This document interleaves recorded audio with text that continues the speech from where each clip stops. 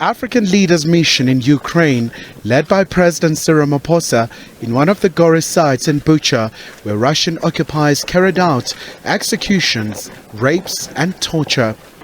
Russia has vehemently denied the allegations.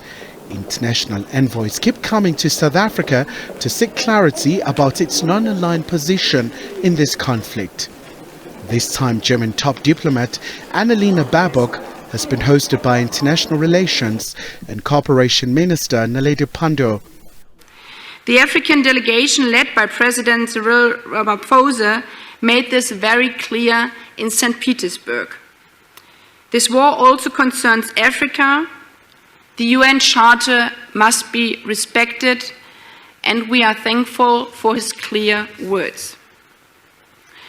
We therefore, and sorry for all the participants here in this room, took a bit more time because it was very important for me to listen about the trip you have made together with the other African presidents to Ukraine and also to Russia, to hear about your visit to Kiev and St. Petersburg, but also especially to hear about your visit to Bucha.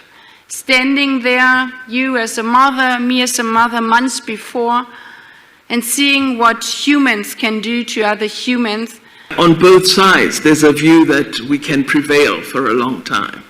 Our interest is to bring an end to war. Now, I do think that, democracy is a very difficult thing. So in the United Nations, you have a yes vote, a no vote, and abstention. South Africa has been pilloried for abstaining.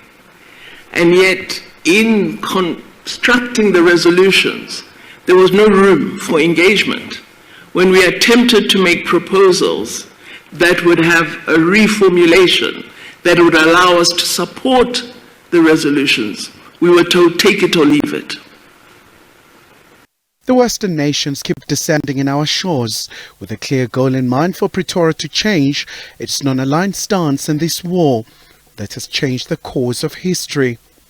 In both our countries, we know how important the support of international partners was on that path towards freedom and democracies.